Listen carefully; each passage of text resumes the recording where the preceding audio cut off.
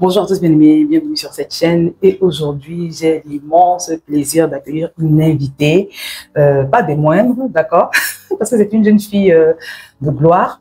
Et aujourd'hui, avec elle, on va aborder la question de savoir pourquoi et comment impliquer le Saint-Esprit dans ses études. Voilà, parce que pour la petite histoire, quand je suis allée dans sa résidence universitaire il y a là quelques semaines, j'ai trouvé une sorte de tableau avec marqué dessus, je crois que c'était que dit l'esprit.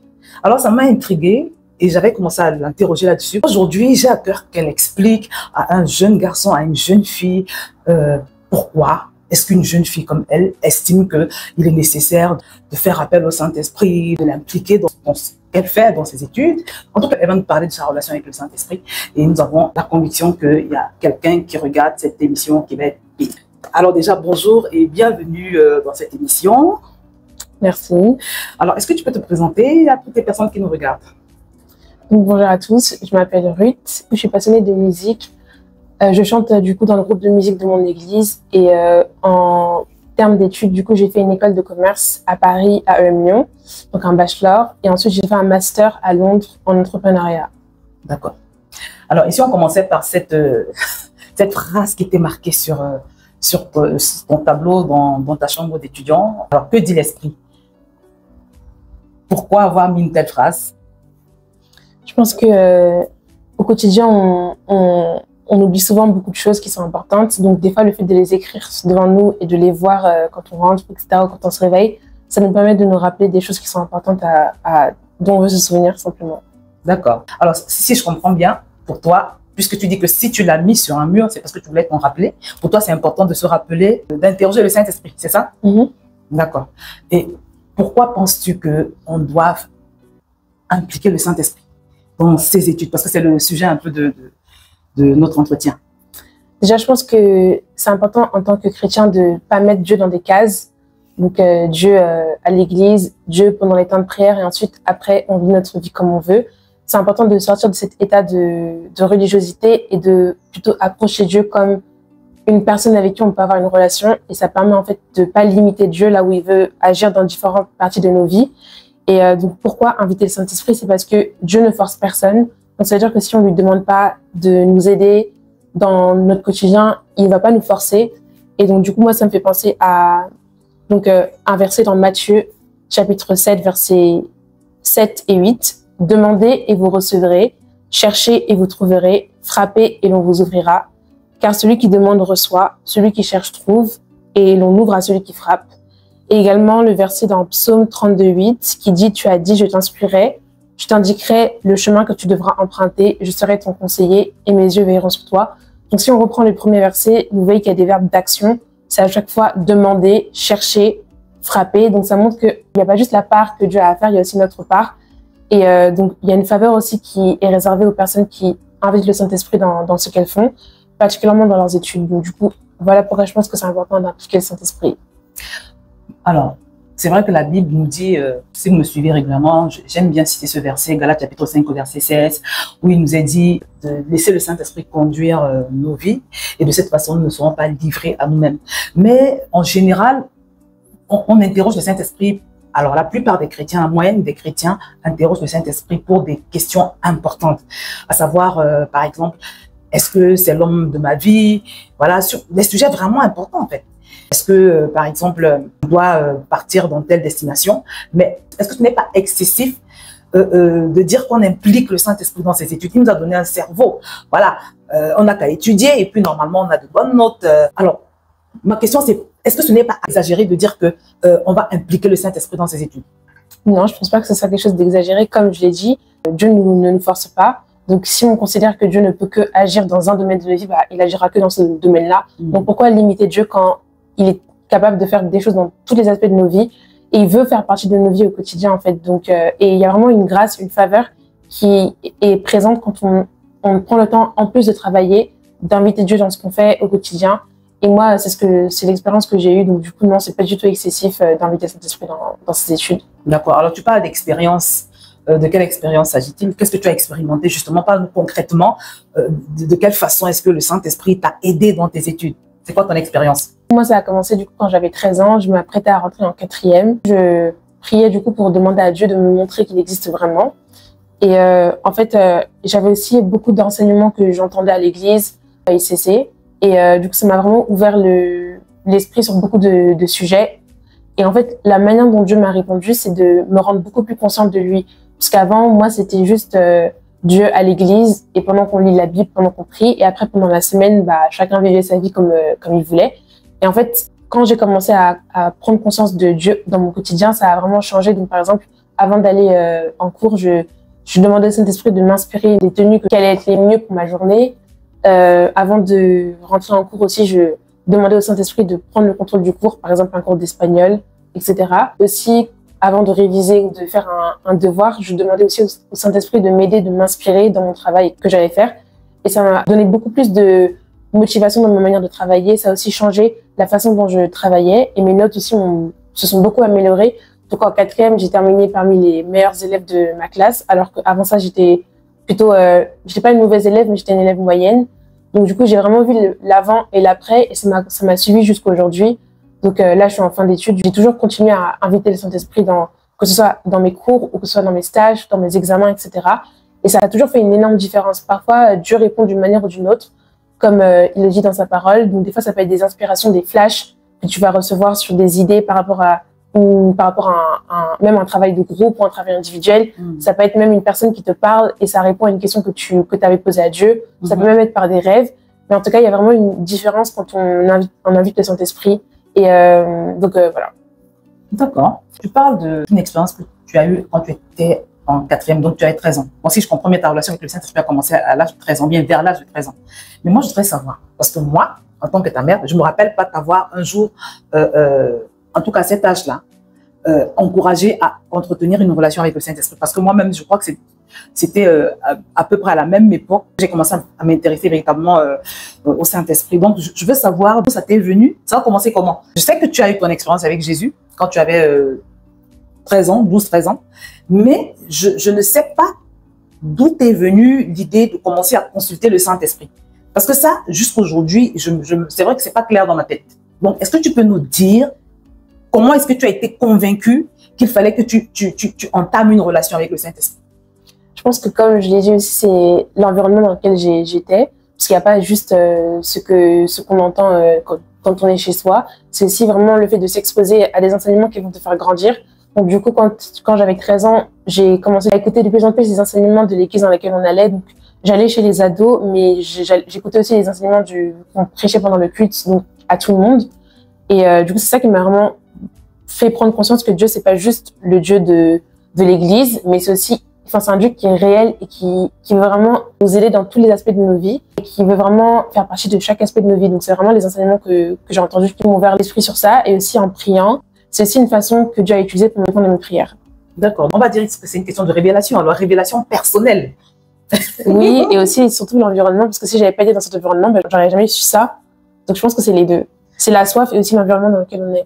Oui, parce qu'il y a beaucoup de gens qui, comme toi, ont été dans cet environnement-là, mais qui n'ont jamais commencé de relation avec le Saint-Esprit, qui ne savent même pas qu'il faut avoir une relation avec le Saint-Esprit. Donc, je pense qu'il y a quand même un aspect de révélation, parce que c'est vrai que quand tu as rencontré le Seigneur, Jésus, c'était assez fort. Donc, c'était assez fort, il y avait cette soif-là, effectivement. Et comme le Saint-Esprit répond à la soif qu'il trouve dans le cœur de l'homme, plus on a soif, plus on reçoit. On reçoit des choses que les autres ne reçoivent pas forcément. Vous voyez? Donc, c'est pour ça que c'est important de beaucoup prier pour la soif. La soif, c'est vraiment l'élément déclencheur, en fait. Voilà. La Bible dit, heureux ceux qui ont faim et soif de justice, parce qu'ils seront rassasiés. Plus tu as faim, plus tu vas aller loin avec le Seigneur. Plus tu vas recevoir des doses supplémentaires de révélation que les autres n'auront pas. Le Seigneur réagit en fonction de la soif qu'on manifeste. Voilà. Et j'en profite pour dire que tout à l'heure, elle a dit que Dieu n'est pas intrusif, en fait. Et c'est vrai. Il n'est pas intrusif. Le Saint-Esprit, si tu l'invites, il vient. Mais si tu ne l'invites pas, il te laisse jusqu'au jour où tu vas te rendre compte que tu as besoin de lui. Tu vois, donc c'est très important. Et c'est pour ça que la Bible nous dit dans Jacques chapitre 5, je crois, que vous ne possédez pas parce que vous ne demandez pas. Vous ne possédez pas parce que vous ne demandez pas. Le Seigneur m'a accordé une révélation de ce verset il y a quelques temps et je me suis dit, waouh, nous ferions mieux de toujours demander au Saint-Esprit. C'est très important. Il pourrait le faire spontanément et souvent même il fait les choses spontanément, mais dans la grande majorité des cas, quand on ne lui demande pas, il ne le fait pas parce qu'il n'est pas intrusif. Donc c'est ça. Alors, maintenant, impliquer le Saint-Esprit quand tu te réveilles le matin, est-ce que tu peux nous dire à peu près comment ça se passe à partir du moment où tu te réveilles, tes moments forts avec le Saint-Esprit, des moments où on va dire, c'est jamais sans le Saint-Esprit. Quelles sont les étapes dans ta journée où on va dire que forcément, tu appelles le Saint-Esprit? Parce que je sais que les personnes qui nous regardent vont vouloir avoir des éléments concrets. C'est-à-dire que je veux commencer une marche avec le Saint-Esprit. Je me réveille le matin, je prie et tout au long de la journée, je fais quoi? Bon, je dois prendre mon petit déjeuner et après, je suppose, hein, tu prends ton petit déjeuner, après tu vas en cours et ensuite tu as ta pause et tu reviens le soir, tu révises. Comment tu gères ces différentes étapes de ta journée avec le Saint-Esprit de manière concrète? Donc moi, je pense qu'il ne faut pas rendre les choses compliquées quand elles ne le sont pas. À partir du moment où on a la soif d'avoir une relation avec Dieu, au travers de la personne du Saint-Esprit. Donc le Saint-Esprit, c'est la personne qui nous accompagne dans le quotidien, qui rend la Bible réelle pour nous au quotidien. C'est déjà de commencer sa journée en priant. C'est important de recommander sa journée entre les mains de Dieu. Et même si ça dure pas très longtemps, parce que parfois, quand on a cours, on commence tôt. Donc on n'a pas toujours le temps de passer 1 heure ou 2 heures le matin. Mais même si c'est 30 minutes que tu passes, pendant lesquelles tu prends le temps de vraiment recommander ta journée, recommander les cours, recommander chaque étape à Dieu. Et tu prends le temps de lire, du coup, et de méditer la parole. Même dans les transports, tu peux aussi prendre le temps de le faire. Rien que ça va déjà donner une direction à ta journée et te donner une idée de ce que Dieu attend de toi. Et aussi, tu auras recommandé cette journée entre les mains de Dieu. Donc, tu auras déjà un mindset qui sera prêt pour ta journée. Et ensuite, c'est au courant de ta journée, continuer à, du coup, inviter le Saint-Esprit. Donc, c'est des choses très simples. Par exemple, avant de rentrer dans une salle de cours, je demande au Saint-Esprit de prendre le contrôle de ce cours, comme j'ai dit plus tard, c'est ce que je fais toujours jusqu'à aujourd'hui. Par exemple, si j'ai un travail d'équipe et qu'on a réservé une salle, Saint-Esprit inspire ce travail qu'on va faire ensemble. Et parfois même, c'est vrai que les choses vont vite, donc on n'a pas beaucoup de temps, même des fois à midi, on mange avec nos camarades, nos amis ou nos collègues, etc. Mais des fois, si tu peux t'isoler pendant même, si c'est 10 minutes, s'il n'y a pas d'endroit, tu peux même aller aux toilettes, c'est pas interdit, pour vraiment prendre le temps de te reconnecter au Saint-Esprit, de lui rendre grâce pour la première partie de la journée et de lui recommander la seconde partie. Donc en fait, au courant de la journée, trouve des moments pour prier et pour recommander chaque étape qui va suivre à Dieu. Donc c'est comme ça en fait que tu fais pour ne pas oublier que le Saint-Esprit est avec toi dans ta journée. Et ensuite, quand tu rentres, là, tu as plus de temps pour lui rendre grâce pour la journée, pour lui recommander tout ce que tu as à faire en rentrant, etc. Donc c'est juste de garder une communication constante. C'est comme quand, par exemple, tu es avec un ami à distance. Si tu ne prends jamais le temps d'envoyer un SMS à cet ami, au bout d'un moment, vous allez simplement vous oublier. Donc, du coup, voilà, c'est juste de rester en contact, comme on reste en contact avec les personnes qui sont importantes pour nous. D'accord. Je me permets d'ajouter que, en fait, beaucoup de gens me demandent, mais comment commencer une relation avec le Saint-Esprit? La première des choses, arrêtez de l'ignorer. Arrête d'ignorer le Saint-Esprit parce que la Bible te dit, il habite en toi, il est en toi. Il est ton conseiller, il est ton guide, il est ton consolateur, il est ton enseignant, il est tout pour nous en fait, il est notre GPS. Mais quand nous l'ignorons, vraiment, c'est pas bien. Et nous l'attristons.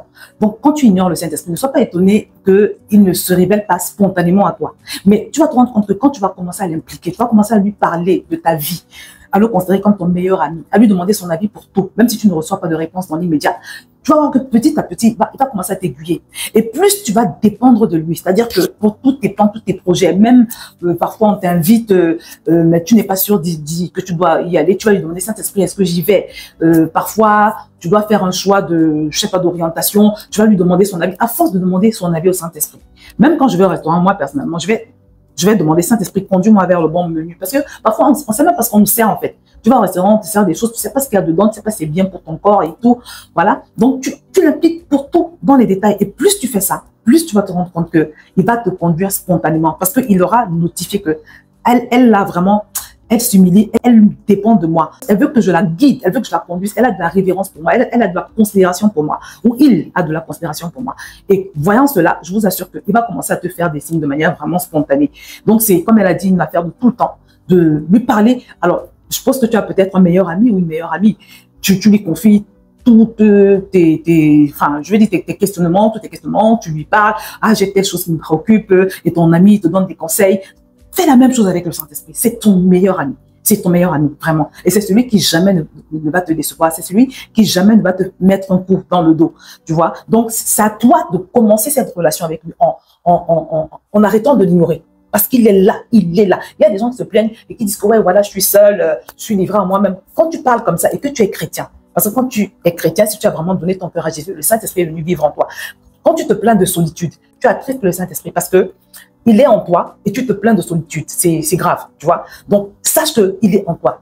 Donc, commencer une relation avec le Saint-Esprit, c'est vraiment avoir cette conscience-là, cultiver cette conscience-là. Comme elle a dit tout au long de la journée, tu entres dans le bus, je te soumets ce bus. En tout cas, moi, quand j'entre dans un bus, je prends possession du bus, toujours. Parce que tu sais jamais ce qui peut se passer. Regardez, aux États-Unis, il y a une jeune fille qui s'est fait poignarder. On ne sait jamais, il y a des accidents, il y a des fois, on fait des mauvaises rencontres dans les transports. Toujours être en train de prier. Ça va te rassurer. Et puis, comme je l'ai dit, le fait de développer cette relation de dépendance va faire que le Saint-Esprit va se manifester à toi spontanément. À un moment où peut-être tu seras en train de vouloir prendre une mauvaise décision, il va t'envoyer un songe, bien il va envoyer quelqu'un te parler parce qu'il sait qu'elle là c'est ma fille ou bien lui c'est mon fils. Il se préoccupe de savoir ce que je pense. Donc vraiment, la première clé pour commencer une bonne relation avec le Saint-Esprit, c'est arrêter de l'ignorer, mais vraiment lui parler de tous les aspects de ta vie. Alors maintenant, on a une dernière question. Comment être déterminé, bien organisé et excellent dans ses études? Moi, je pense que c'est une question que beaucoup de personnes se posent, mais ça commence déjà par avoir une vision. Parce que, en fait, il y a même un verset dans la Bible qui dit que sans vision, le peuple est sans frein, donc sans limite.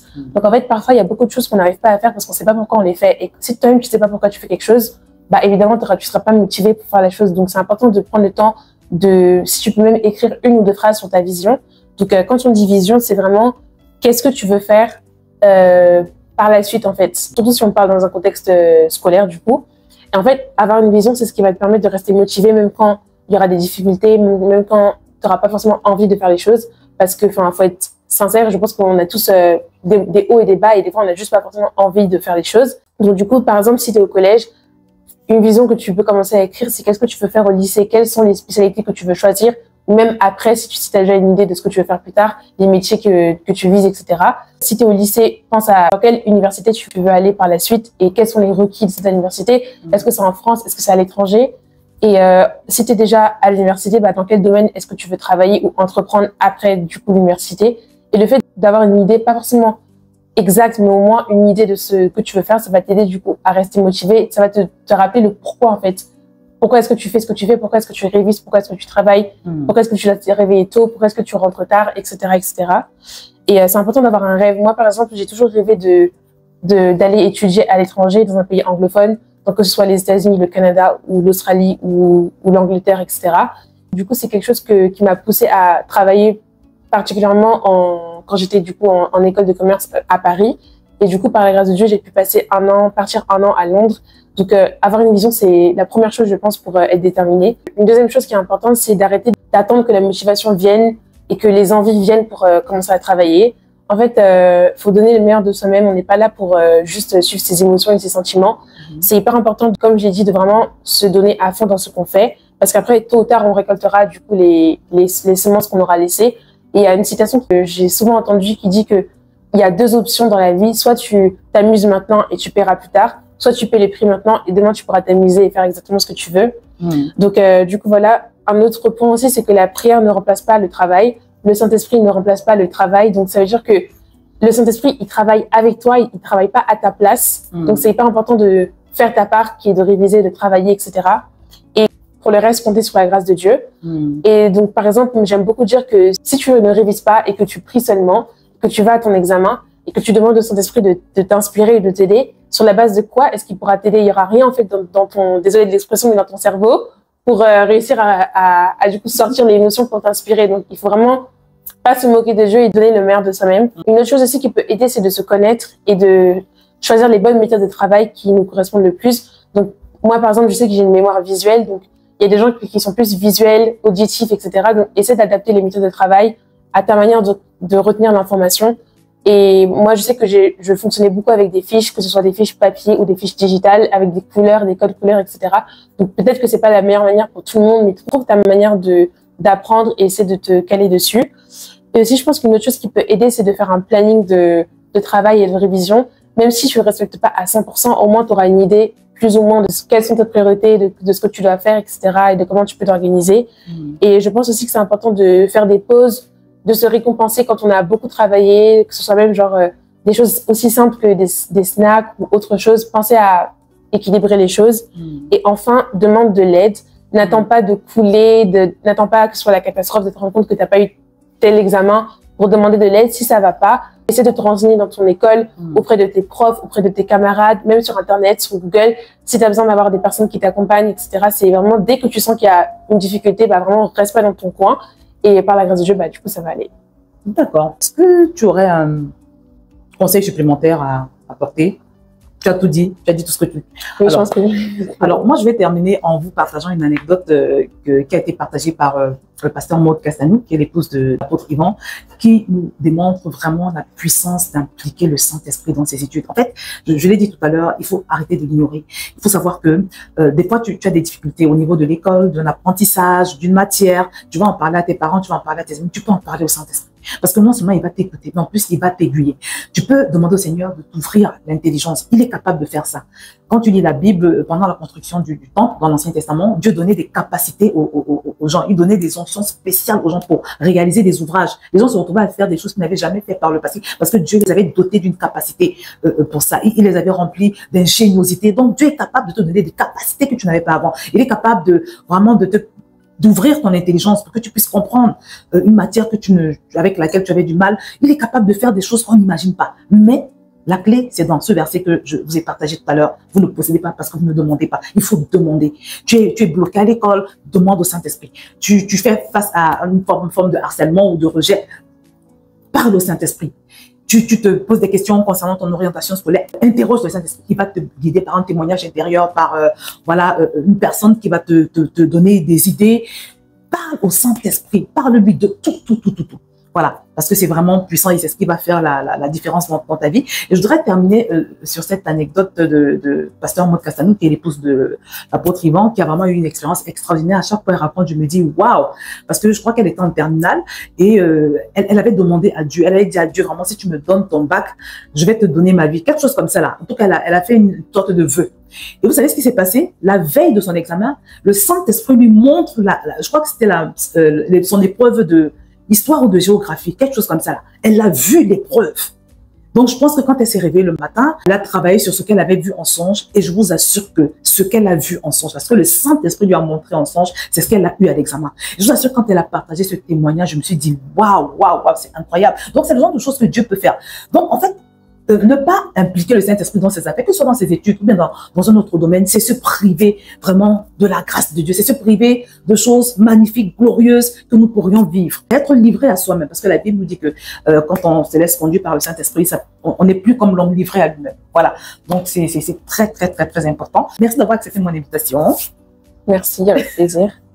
Donc voilà, nous sommes arrivés au terme de cette petite émission, de ce petit entretien. J'espère que vous avez été édifiés. Si tu regardes cette émission et que tu n'as pas encore fait la paix avec Dieu, tu n'as pas encore donné ton cœur à Jésus, je t'en supplie par les compassions de Christ, fais urgemment la prière que je vais te mettre en bas de cette vidéo parce que toute relation avec le Saint-Esprit commence par faire la paix avec Dieu. Et quand tu fais la paix avec Dieu, en acceptant Jésus comme ton Seigneur et ton Sauveur, il vient habiter en toi. Le Saint-Esprit vient habiter en toi. Voilà. Et c'est le début d'une grande et belle aventure. Donc, je t'encourage vivement à commencer par là si tu ne l'as jamais fait. Donc, partage également cette vidéo parce qu'elle peut aider beaucoup de personnes. Donc, voilà, je vais m'arrêter là et nous te disons à très bientôt sur cette chaîne.